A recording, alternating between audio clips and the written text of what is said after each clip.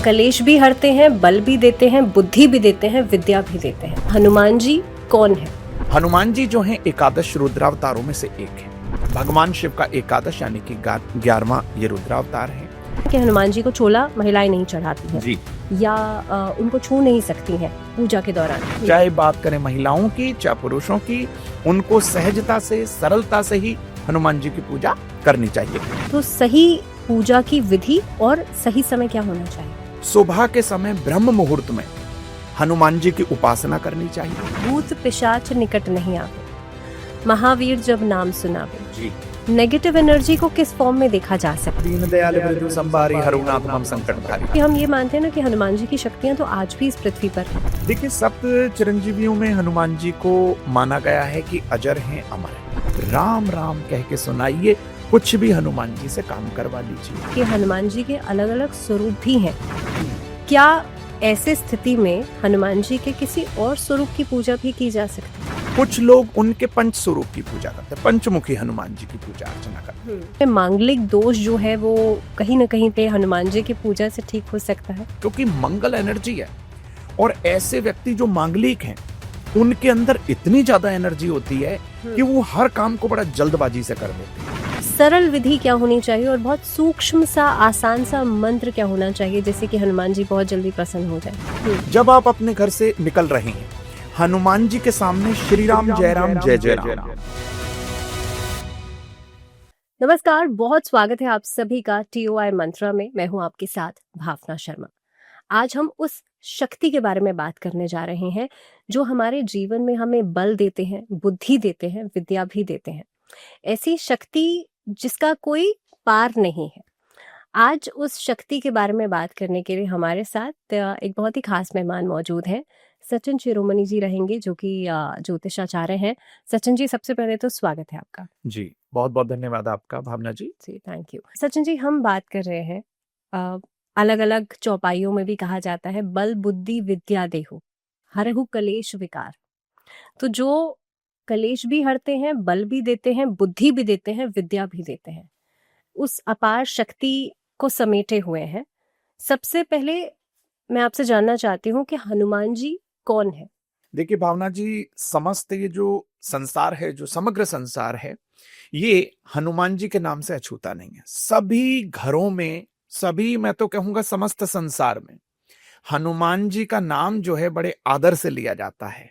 जहां हनुमान जी का नाम आ गया, वहां से नकारात्मक ऊर्जा ने अपना स्थान छोड़ दिया। नंबर 1, हनुमान जी जो हैं एकादश रुद्रावतारों में से एक हैं। भगवान शिव का एकादश यानी कि 11वां ये रुद्रावतार हैं। इनकी शक्ति के बारे में हम इस समय जो यहाँ बैठे हैं बात कर रहे हैं। अगर आप इनका इस समय, इस क्षण भी ध्यान करेंगे, इस प्रोग्राम के दौरान भी अगर आप उनका ध्यान करेंगे, तो आपके शरीर में एक सकारात्मक ऊर्जा का आभास जरूर आपको होगा जी। लेकिन हनुमान जी की बात करें, बल बुद्धि विद्या देहु मोहि हरऊ कलेश विकार। जो बल देते हैं, बुद्धि देते हैं, विद्या देते हैं, शक्ति देते हैं और आपको धन से भी सराबोर कर देते हैं। हनुमान जी के आज कुछ ऐसे दिव्य मंत्र आपको बताऊंगा जिससे जो हमारी व्यूअरशिप है या जो हम लोगों को सुन रहे हैं, देख रहे हैं, अगर उनका सही तरीके से अनुसरण कर लेंगे, उच्चारण कर लेंगे, तो निश्चित तौर पर आप यकीन मानिएगा उनको लाभ तो होगा ही, लेकिन उनके परिवार से, उनके घर से नकारात्मक ऊर्जा अपना स्थान जरूर छोड़ेगी।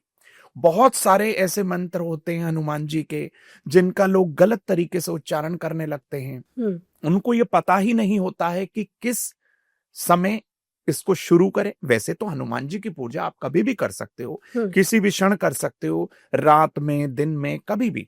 लेकिन एक विधि विधान से जब आप पूजा अर्चना करते हैं तो कहीं ना कहीं उसके शुभत्व में, उसके शुभ फल की प्राप्ति में निश्चित तौर पर आपको शुभत्व की प्राप्ति होती है और कहीं ना कहीं आपके बिगड़े हुए कार्य बनने लगते हैं। सचिन जी, आपने समय की बात की, क्योंकि हर एक देवी देवता के लिए, उनकी पूजा के लिए एक सही समय बताया गया है हमारे शास्त्रों में। हनुमान जी की पूजा, क्योंकि हनुमान जी तो खुद भगवान राम के इतने बड़े भक्त हैं, वो खुद हर समय भगवान राम की पूजा में विलीन रहते हैं। हनुमान जी की पूजा किस समय करनी चाहिए? आपने कहा शुभ फल मिलता है, तो सही पूजा की विधि और सही समय क्या होना चाहिए? बहुत अच्छा आपने प्रश्न किया। देखिए भावना जी, सबसे पहले आपको बता दूं, जो लोग स्टूडेंट हैं, मतलब जो अभी कुछ सीख रहे हैं, स्टूडेंट वही नहीं होता कि जो स्कूल जा रहे हैं, जो कॉलेज जा रहे हैं वो भी स्टूडेंट हैं, जो अपने किसी गुरु से मिलने जा रहे हैं वो भी स्टूडेंट हैं। तो ऐसे लोगों को, जो स्टूडेंट हैं, जो कहीं ना कहीं कुछ अर्जन करने जा रहे हैं, कुछ अर्जित करने जा रहे हैं, तो उन लोगों को सुबह के समय ब्रह्म मुहूर्त में हनुमान जी की उपासना करनी चाहिए जी। और इसी के साथ ही आपको बता दूं, जब भी चाहे आप किसी भी देवी देवता की पूजा करें, स्पेशली हनुमान जी की, आपको शुद्ध रहना होगा, सात्विक रहना होगा, पवित्र रहना होगा और कहीं ना कहीं सदाचार का पालन करना होगा। और ये बात अगर आप हनुमान जी की पूजा में कहीं ना कहीं अपने जीवन में उतार लेते हैं तो यकीन मानिए हनुमान जी की विशेष कृपा मिल जाती है। और ऐसा व्यक्ति कुछ समाज में, ऐसा व्यक्ति अपने परिवार में कुछ अलग करके दिखाता है। जी। भाई सपोज करिए, जैसे आप एक स्टूडेंट हैं, आप हनुमान चालीसा का पाठ कर रहे हैं, आप सुबह के समय डेली स्नान करिए, वस्त्र पहन लीजिए साफ सुथरे, और काले नीले वस्त्रों का जो है आप इस समय अवॉइड करें, इससे तो बहुत अच्छा होगा। लेकिन कई बार क्या होता है कि शनिवार के दिन अक्सर हनुमान जी की पूजा की जाती है, लोग काले वस्त्र भी पहन लेते हैं, नीले भी पहन लेते हैं। तो शनिवार के लिए हम मना नहीं करेंगे।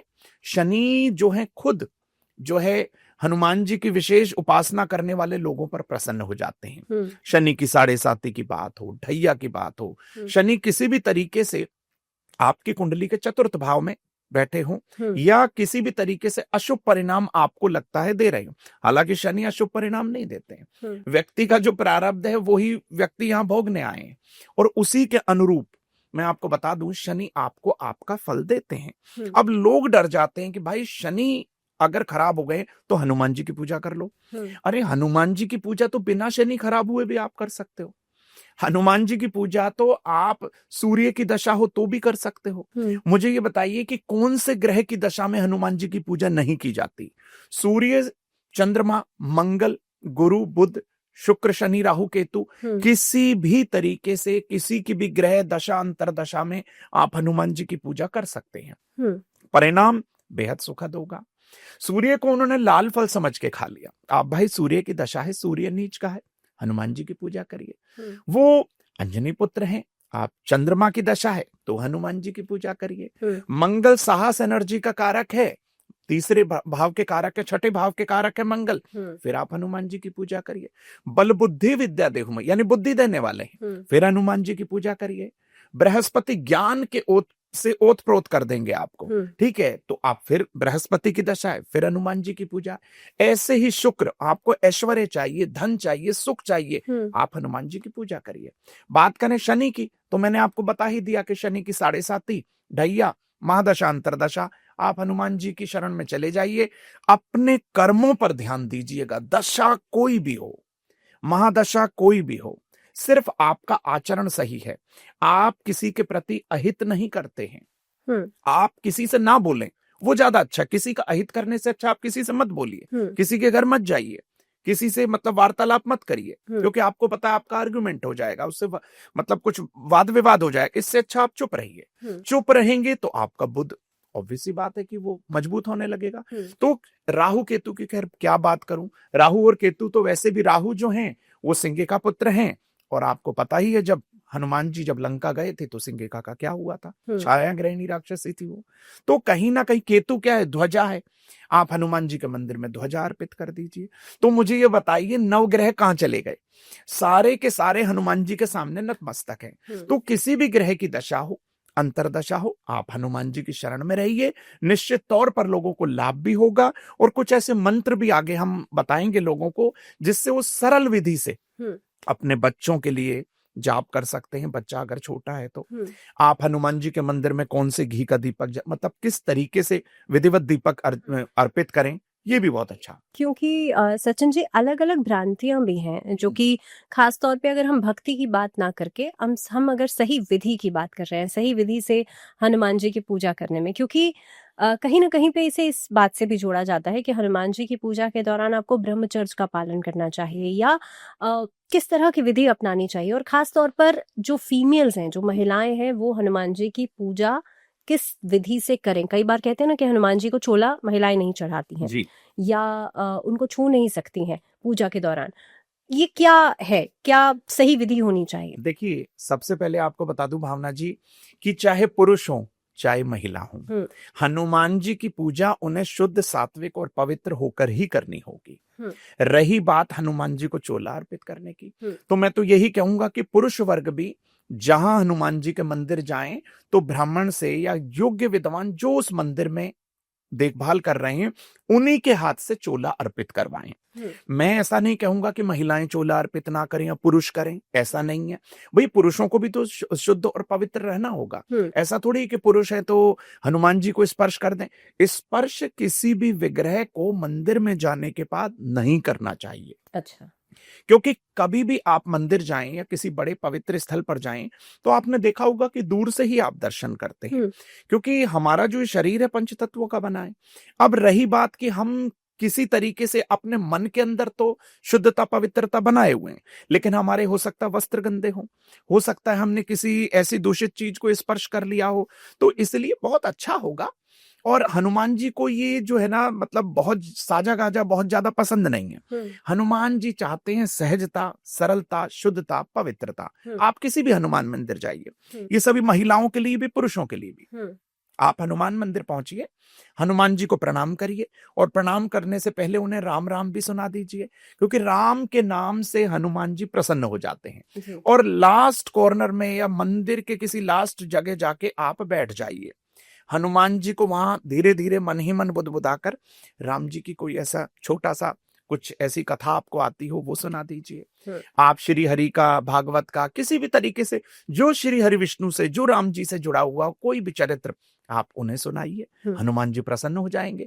मतलब ये नहीं है कि आप हनुमान जी के लिए बहुत सारे फल, फ्रूट, मिठाई ये वो सब लेकर गए हैं तो ही हनुमान जी प्रसन्न होंगे। चाहे बात करें महिलाओं की चाहे पुरुषों की, उनको सहजता से, सरलता से ही हनुमान जी की पूजा करनी चाहिए। और आपने एक बात और पूछी कि आप ब्रह्मचर्य का पालन करना चाहिए। मैं तो यही कहूंगा आप किसी भी देवी देवता की पूजा करें, आपको ब्रह्मचर्य का पालन जरूर करना चाहिए। इससे क्या है कि आपके पूजा के सफल होने के चांसेस बहुत ज्यादा हो जाते। जी। आपने मंत्रों की बात की, लेकिन मंत्रों से भी पहले अगर हम जहाँ पे हमारा विग्रह है, पूजा स्थान है, वहां पे हनुमान जी की प्रतिमा की सही डायरेक्शन क्या होनी चाहिए? क्योंकि डायरेक्शन बहुत मैटर करती है। कई बार जो मूर्ति का साइज है वो भी बहुत मैटर करता है। ऐसा कहते हैं ना कि मंदिरों में ही आप सिर्फ बड़ी मूर्तियां रखेंगे, घर में बड़ी मूर्ति की पूजा नहीं करनी चाहिए। क्या सही विधि है? देखिए, बहुत से लोग घर में हनुमान जी का जो है विग्रह स्थापित कर लेते हैं, लेकिन आपको बता दूं जब आप बहुत ज्यादा बड़ा विग्रह या 6 इंची से ज्यादा बड़ा विग्रह आप घर पर स्थापित करते हैं तो उसकी प्राण प्रतिष्ठा करानी पड़ती है। क्योंकि घर में आप गृहस्थ हैं, चाहे आप किसी भी देवी देवता की प्राण प्रतिष्ठा कराते हैं तो आपको प्रॉपर विधि विधान से उनकी हमेशा के लिए पूजा अर्चना करनी होगी। अब गृहस्थ व्यक्ति के लिए थोड़ा सा ये पॉसिबल नहीं हो पाता, इसलिए बहुत अच्छा होगा कि आप अपने घर पर विग्रह ना रख के आप फोटो एक रख सकते हैं हनुमान जी की, बहुत अच्छा होगा। मैंने ये भी देखा है भावना जी की कई लोग जो है हनुमान जी का बड़ा विग्रह अपने घर पर लेकर आ गए और उन्होंने घर पर ही जो है सिंदूर और तेल अर्पित करना शुरू कर दिया। तो देखिए उसके लिए आपको बहुत नियम संयम अपनाना होगा, कहीं ना कहीं आपको ब्रह्मचर्य का पालन करना होगा। अब एक गृहस्थ व्यक्ति के लिए तो ये पॉसिबल नहीं हो पाएगा, मुझे ऐसा लगता है, ठीक है। लेकिन आप घर में ऐसा ना करें, आप किसी पवित्र स्थल पर हनुमान जी का विग्रह स्थापित करा दीजिए। अगर आपके मन में इतनी श्रद्धा भावना है हनुमान जी के प्रति तो बहुत अच्छी बात है। आप वहां पर जाकर सिंदूर, चमेली का तेल और जनेऊ अर्पित करिए, तिल के तेल का दीपक जलाइए। अगर शनि की दशा है, राहु की दशा है, अगर आपको लगता है कि भाई मुझे कोई प्रॉब्लम नहीं है, मुझे तो हनुमान जी की भक्ति करनी है, उन्हें राम राम का नाम सुनाना है, तो बहुत अच्छा होगा आप एक घी का दीपक जलाएं, हनुमान जी के सामने एक आसन पर बैठ जाएं सुखासन लगाकर, और हो सके तो उन्हें मन ही मन राम राम का उच्चारण करके सुनाइए। आप देखिए हनुमान जी की प्रसन्नता मिलेगी और कहीं ना कहीं आपके ऊपर जो नजर दोष होगा वो स्वतः ही खत्म हो जाएगा। अक्सर लोग नजर दोष के लिए भी भावना जी हनुमान जी के मंदिर जाते हैं, कई लोग झाड़ा लगवाने जाते हैं, बहुत अच्छी बात है, सबके अपनी श्रद्धा भावना है। लेकिन फिर भी मैं आपको बता दूं, आप हनुमान जी के समक्ष जाकर उन्हें राम राम का जाप करके सुनाएंगे, नजर दोष तो क्या कहूं, पाप शाप और संताप तीनों के तीनों ही नष्ट हो जाएंगे। तो आप जब भी हनुमान जी के मंदिर जाएं तो आप हनुमान जी को राम राम उच्चारण करके जरूर सुनाइए, फिर देखिए क्या क्या आपको जीवन में लाभ होते हैं। क्योंकि आपने मंत्रों की बात की और अभी आप नेगेटिव एनर्जी की भी बात कर रहे थे। हनुमान चालीसा जब हम पढ़ते हैं तो कहते हैं भूत पिशाच निकट नहीं आवे, महावीर जब नाम सुनावे। जी नेगेटिव एनर्जी को किस फॉर्म में देखा जा सकता है? अगर खास तौर पे यहाँ पे भूत प्रेत की ही बात कर लेते हैं, तो पहली बात तो ऐसी एंटिटीज हैं या नहीं, वहां पे मैं नहीं जा रही हूँ उस टॉपिक पे, लेकिन हाँ, क्या हनुमान जी की पूजा करने से इस तरीके की एनर्जी से भी बचा जा सकता है? क्योंकि कई मूवीज में भी हमने देखा है ना कि अगर कुछ ऐसा ऐसी एनर्जी फील होती है आपके आसपास तो आप तुरंत इसी चौपाई का पाठ करते हैं। बिल्कुल। तो क्या है इसके पीछे का लॉजिक? देखिए, कहा भी जाता है दीन दयाल वृद्धु संभारी हरुनाथ मम संकट भारी।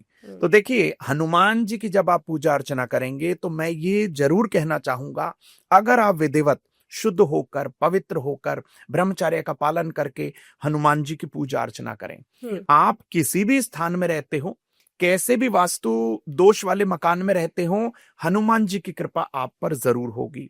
और जब उनकी कृपा होगी तो वास्तु दोष तो क्या, नजर दोष क्या, किसी भी तरीके का दोष जो है वो समाप्त हो जाएगा। मैं ये नहीं कहूंगा कि आप हनुमान जी की पूजा विधिवत करें और गलत वास्तु को, क्योंकि पंच तत्वों का सही समावेश आपको करना होगा, तभी आपका वास्तु सेट होगा।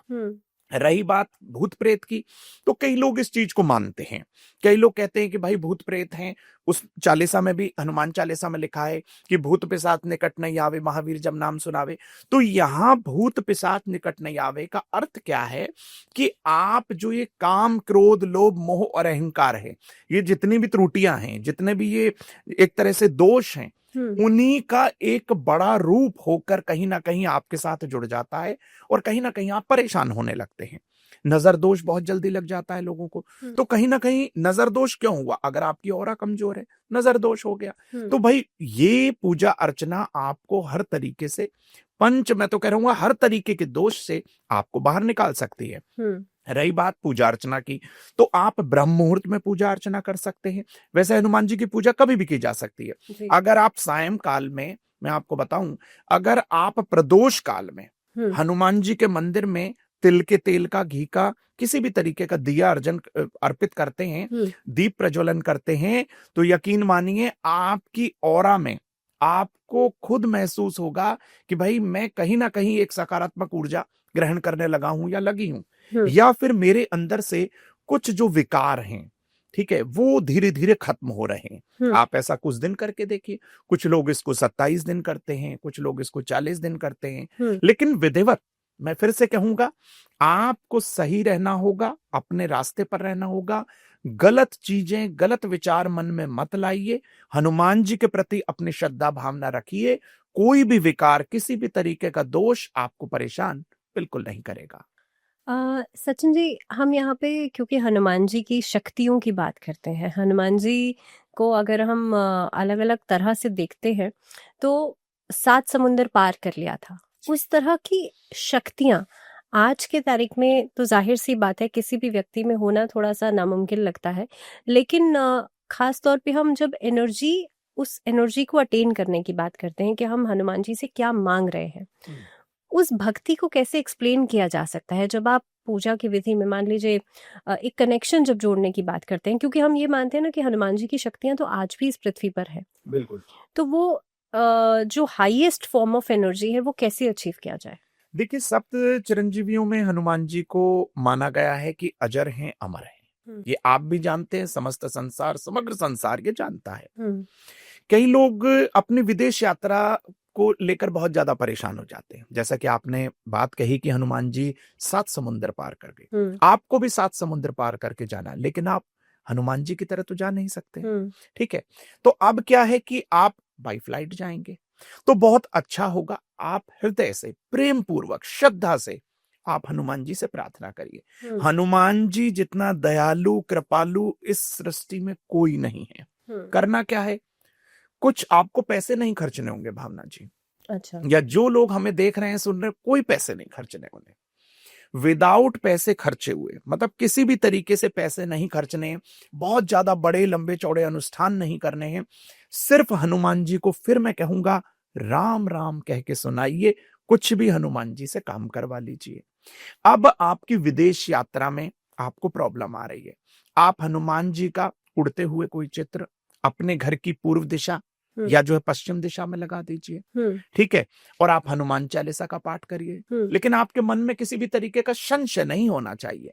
आप हनुमान जी से दिल से प्रार्थना करिए, मन से प्रार्थना करिए, आपकी पुकार हनुमान जी जरूर सुनेंगे।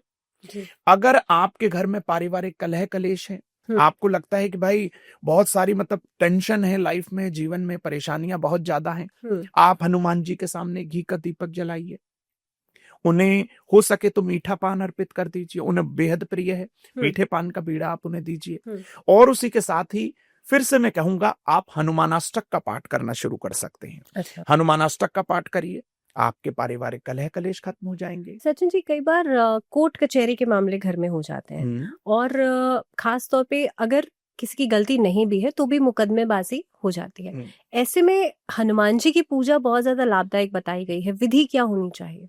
देखिए, अगर आप और सच्चे हैं, एक और इसी में मेरा एक एड ऑन सवाल है कि हनुमान जी के अलग अलग स्वरूप भी हैं। क्या ऐसे स्थिति में हनुमान जी के किसी और स्वरूप की पूजा भी की जा सकती है? देखिए, हनुमान जी मैं आपको बताऊं भावना जी की ना सर्वशक्तिमान है। कुछ लोग उनके पंच स्वरूप की पूजा करते हैं, पंचमुखी हनुमान जी की पूजा अर्चना करते हैं। पंचमुखी हनुमान जी की पूजा अर्चना लोग अक्सर अपने घर में उनका विग्रह स्थापित करके करने लग जाते हैं। अच्छा। लेकिन आपको उसके लिए घर में बहुत ज्यादा नियम संयम अपनाना होगा। आप ऐसे ही नहीं हनुमान जी की पूजा करने लग जाएंगे। हनुमान जी की पूजा में बहुत अच्छा होगा आप श्रद्धा भावना बनाए रखें, ठीक है, पूर्ण रूप से आप अपने आप को उनके प्रति समर्पित करें। लेकिन जब आप हनुमान जी की पूजा अर्चना करें तो अपने घर की पूर्व या दक्षिण दिशा में करें। अच्छा। रहा प्रश्न की कोर्ट कचहरी का, अगर आप सच्चे हैं, देखिए यहां बात सच की आ रही है, अगर आप सच्चे हैं, आप किसी झूठे मुकदमे में फंस गए हैं, आपकी कुंडली में ऐसे योग संयोग इस तरीके से बन गए हैं कि छठे 8वें 12वें घर की महादशा अंतरदशा के तहत आप फंस गए हैं, तो क्या करें? तो ऐसे में सबसे पहले, क्योंकि हनुमान जी ने भगवान सूर्य नारायण को लाल फल समझ के खा लिया था और सृष्टि में अंधकार छा गया था, तो सबसे पहला कार्य लग्न के जो कारक हैं वो है भगवान सूर्य नारायण। आप प्रातःकाल जल्दी उठिए, भगवान सूर्य को तांबे के लोटे से उसमें थोड़ा सा रोली या गुड़ डालकर भगवान सूर्य को अर्पित करिए।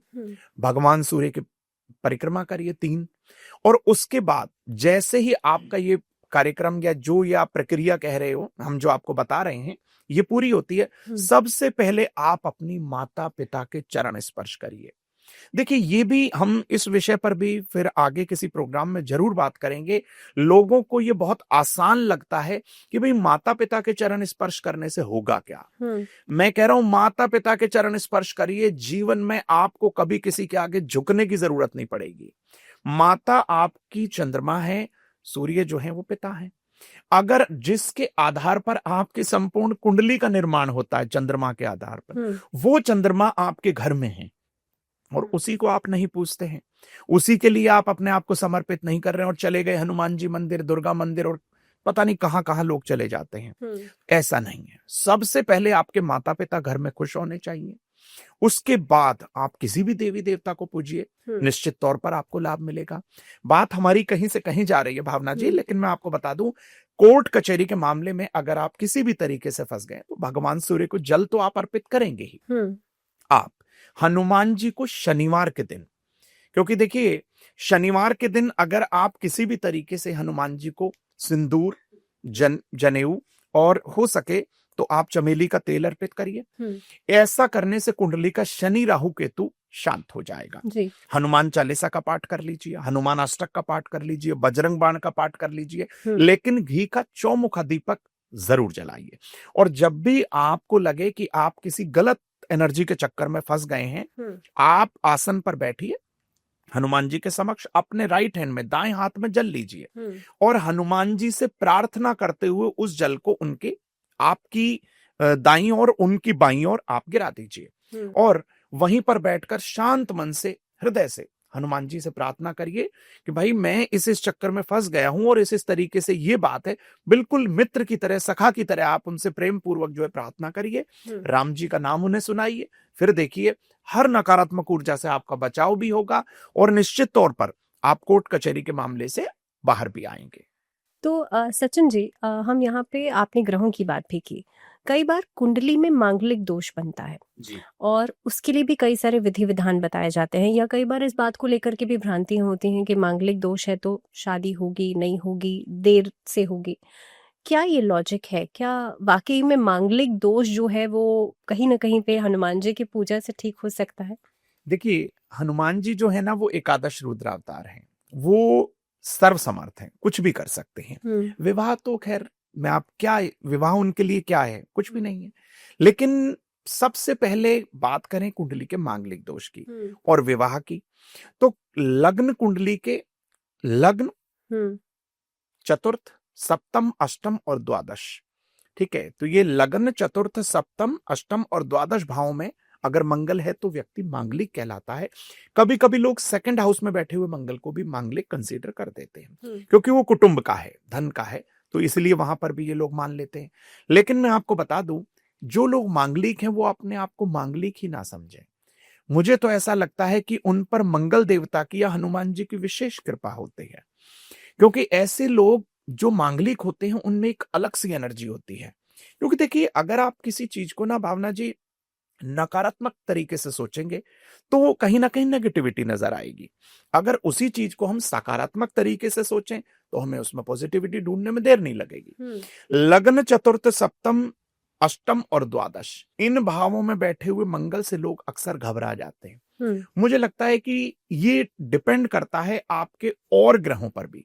खाली एक मंगल के इस तरीके से स्थिति होने पर आप अपने आप को असहज या अनकंफर्टेबल फील बिल्कुल भी ना करें। आप हनुमान जी की पूजा करिए। क्योंकि रही बात इन ग्रहों के इन स्थानों में बैठने की कि भाई लग्न, चतुर्थ, सप्तम, अष्टम और द्वादश में बैठ गए तो विवाह नहीं होगा, नहीं, अक्सर लोग घबराते हैं। लेकिन मैं आपको बता दूं, विवाह के लिए कुंडली का दूसरा भाव, सातवां भाव और एकादश यानी 11वां भाव, 2, 7 और 11 का मजबूत होना बेहद जरूरी है। क्योंकि दूसरा भाव कुटुंब है, सप्तम भाव विवाह है और एकादश प्राप्ति है। तो भाई जब आप विवाह करेंगे तो अपने वंश में जब वृद्धि करेंगे तभी तो जाके परिवार आगे बढ़ेगा। ठीक है, अब विवाह हो गया, लेकिन लग्न, चतुर्थ, सप्तम, अष्टम और द्वादश का मंगल, ऐसा नहीं कि मांगलिक लोगों का विवाह नहीं होता। कई लोग कहते हैं मांगलिक हैं तो इनके लिए मांगलिक वर या वधू आप ढूंढिए या इसी तरीके की कुंडली मिलान करके शादी करिए। नहीं, कई बार ये दोष भंग भी हो जाता है। अक्सर ग्रंथों में यह कहा गया है कि अगर मंगल पर सूर्य की दृष्टि है, मंगल जो है सूर्य के साथ है या फिर शनि से दृष्ट है, इस तरीके के योग, मैं तो ये मानूंगा कि मतलब 70 to 80, 90% तक ये योग भंग हो जाता है। अनदर आप डिविजनल चार्ट में देखेंगे, D9 में देखेंगे, चंद्र कुंडली के हिसाब से देखेंगे तो पूर्ण रूप से हर तरीके से व्यक्ति जो मांगलिक अपने आप को कहते हैं वो मांगलिक होते ही नहीं है। क्योंकि कहीं ना कहीं उनके ऊपर एक विशेष कृपा होती है, वो समझ नहीं पाते हैं क्योंकि मंगल एनर्जी है। और ऐसे व्यक्ति जो मांगलिक हैं उनके अंदर इतनी ज्यादा एनर्जी होती है कि वो हर काम को बड़ा जल्दबाजी से कर देते हैं। मतलब किसी भी काम को चुटकियों में करने की उनकी दक्षता होती है। तो मैं तो ये कहूंगा कि भाई मांगलिक अगर आप हैं तो मुझे नहीं लगता कि आपको ज्यादा तनाव लेने की जीवन में जरूरत है। मैं तो कहूंगा हनुमान जी के मंगल ग्रह की आप पर विशेष कृपा है। क्योंकि आजकल सचिन जी हर कोई शॉर्टकट अपनाना चाहते हैं। हालांकि हम भक्ति की यहाँ पे बात नहीं करते हैं, लेकिन हाँ विधि विधान की बात करते हैं। तो हनुमान जी बहुत ही सरलता से, बहुत छोटे से मंत्र से, ऐसा कौन सा वो मंत्र होना चाहिए जिसे हम जप लें? क्योंकि आज के ज़माने में आपने कहा कि बहुत सारे विधि विधान है हनुमान जी की पूजा में, लेकिन बहुत सरल विधि क्या हो सकती है? अगर मान लीजिए कोई ऑफिस जा रहा है, बच्चा स्कूल जा रहा है, कॉलेज जा रहा है, इतना समय नहीं है कि हम बैठ करके 1 घंटा 2 घंटा लगाएं पूजा में। सरल विधि क्या होनी चाहिए और बहुत सूक्ष्म सा, आसान सा मंत्र क्या होना चाहिए जिससे कि हनुमान जी बहुत जल्दी प्रसन्न हो जाए? देखिए, सबको जो है ना भावना जी, समय के अभाव के कारण बहुत जल्दी परिणाम चाहिए, सबको रिजल्ट बहुत जल्दी चाहिए। तो हनुमान जी भी रिजल्ट बहुत जल्दी दे देंगे, कोई दो राय नहीं है। बशर्ते कि आप प्रॉपर एक तो शुद्ध हो, सात्विक हो, शुद्ध वस्त्र आपने पहने हो, क्योंकि ऑब्वियस सी बात है कि आप ऑफिस जाएंगे तो साफ कपड़े पहन कर ही जाएंगे, और जाना भी चाहिए। आपको नित्य स्नान करके साफ कपड़े पहन के ऑफिस जाना चाहिए। जब आप अपने घर से निकल रहे हैं, हनुमान जी के सामने श्री राम जय जय राम इस मंत्र का जाप करते हुए चले जाइए। इस मंत्र का उच्चारण करते हुए आप घर से निकलिए। आप ड्राइव कर रहे हैं, श्री राम जय जय राम करते हुए निकलिए। अगर आपको इतना भी कहने का समय नहीं है, ओम रामाय नमः इस मंत्र का जाप कर लीजिए। ओम श्री हनुमते नमः इस मंत्र का जाप कर लीजिए। अगर आपके पास समय है तो आप एक आसन पर बैठिए, घी का या तेल का दीपक जलाइए, पूर्व या दक्षिण दिशा की तरफ चेहरा करिए, तांबे के लोटे में जल भर लीजिए। अपने पारिवारिक कलह कलेश को खत्म करने के लिए, अपने जीवन में सभी संकटों को खत्म करने के लिए सबसे पहले आप क्या करेंगे? राम जी की स्तुति करेंगे। श्री रामचंद्र कृपालु भजमन हरण भव भय दारुणम, नवकंज लोचन कंज मुख कर कंज पद कंजारुणम। तो राम जी की स्तुति किसी भी हनुमान जी के पाठ से पहले आपको करनी ही होगी। आप राम जी की स्तुति करिए, आप सुंदरकांड का पाठ करिए, आप हनुमान अष्टक का पाठ करिए, उसके बाद फिर से राम जी की स्तुति करिए। यानी एक तरह से आप संपुट कर देंगे इसे। मतलब हनुमान चालीसा से पहले राम जी का पाठ, हनुमान चालीसा का पाठ, फिर से राम जी का पाठ। और जब वो जो जल आपने पूजा में रखा था हनुमान जी के समक्ष लोटा भर के, उस जल का छिड़काव आप संपूर्ण घर में कर दीजिए। ये कोई भी व्यक्ति कर सकता है जी। बिल्कुल प्रेम से, आदर सहित आप हनुमान जी के सामने ये सब कुछ रखिए। आपकी श्रद्धा है, आप उन्हें जो है 56 भोग अर्पित कर सकते हैं, नहीं तो आप उन्हें केले का फल बहुत प्रिय वो अर्पित कर सकते हैं, बूंदी का लड्डू अर्पित कर सकते हैं, और मीठा पान अर्पित कर सकते हैं। और जब आप उन्हें जनेऊ अर्पित करेंगे तो थोड़ा सा सिंदूर लगा के अर्पित करिए, हनुमान जी प्रसन्न हो जाएंगे। और जब भी ये विधि आप कर रहे हो, हाँ एक बात और, अगर आपके परिवार में कोई व्यक्ति बीमार है तो आप हनुमान जी के सामने इस तरीके से प्रार्थना करिए, और वो जल जो आपने हनुमान जी की पूजा में रखा था, प्रतिदिन सुबह और शाम, मैं तो कहूंगा सुबह दोपहर शाम, जैसे आप मेडिसिन लेते हैं ना, उस जल को मेडिसिन के तौर पे हनुमान जी का आशीर्वाद जो है मान के आप उसे उनका जल का सेवन कराइए। निश्चित तौर पर ऐसे पेशेंट जो है ठीक हो जाते हैं जो मानसिक रोगी होते हैं। अच्छा। जिन्हें मनोविकार है, जो डिप्रेशन में जा चुके हैं, आप हनुमान जी का ये जल उन्हें अर्पित करिए। उन्हें अर्पित करने के बाद उस पेशेंट को पिलाइए। अच्छा। निश्चित तौर पर लाभ होगा। तो सचिन जी, हम लगातार यहाँ पे रेमेडीज की बात भी कर रहे हैं। अगर मान लीजिए कि कोई ऐसा व्यक्ति है जिसे अपनी जन्म कुंडली नहीं पता और बहुत सारे उपाय करके देखे जा चुके हैं, उसके बावजूद भी, ऐसे कई लोग होते हैं कहते हैं हम बहुत मेहनत करते हैं, बहुत सारे उपाय भी कर लिए, उसके बावजूद भी कुछ रिजल्ट नहीं मिल रहा है, ऐसे में हनुमान जी की पूजा क्या कारगर हो सकती है? देखिए भावना जी, बहुत अच्छा आपने प्रश्न किया। बहुत सारे इस दुनिया में ऐसे लोग हैं जिन्हें अपने जन्म का समय नहीं पता, जिन्हें ये नहीं पता कि उनका लग्न कौन सा है। जब जन्म का समय नहीं पता तो लग्न कैसे निकालेंगे, राशि का कैसे पता चलेगा। अक्सर लोग अपने नाम के अनुरूप ही राशि देखकर उपाय करने लगते हैं। मैं ये कहूंगा कि ऐसा कुछ भी करने की आवश्यकता नहीं है। सिर्फ और सिर्फ आप हनुमान जी की उपासना करें। आप एक ऐसा पाठ आप सभी लोगों को बता देते हैं तो जीवन के सारे दोषों को खत्म कर देगा। अगर आपको इसके लिए सुबह ब्रह्म मुहूर्त में उठना होगा, बशर्त यही रहेगी कि आप ब्रह्म मुहूर्त में उठें, स्नान आदि कर लें और पूर्व दिशा की ओर चेहरा करके एक घी का दीपक जलाएं, हनुमान जी का, राम जी का ध्यान करें और श्री राम रक्षा स्तोत्र का पाठ करें। और जल, जब भी आप ये पाठ करें तो जल का पात्र सामने जरूर रखें। राम रक्षा स्तोत्र के पाठ से बड़े कार्य जो है वो संभव हो जाते हैं। असंभव कार्य यूं चुटकियों में हो जाते हैं कि आपने स्वप्न में नहीं सोचा होगा। अगर आप लगातार 40 दिन तक ब्रह्म मुहूर्त में श्री राम रक्षा स्तोत्र का पाठ पूर्ण श्रद्धा भाव से, सदाचार से और एकदम से ब्रह्मचर्य का व्रत करते हुए रखते हैं, इस पाठ का अनुसरण करते हैं, तो यकीन मानिए आपका कोई ऐसा कार्य जो आपको लगता है कि जीवन में मैं नहीं कर पाऊंगा या नहीं कर पाऊंगी, आप इस उपाय को करके देख लीजिए। राम जी की तो कृपा होगी ही, हनुमान जी स्वयं आपके कार्य को जरूर सिद्ध करेंगे।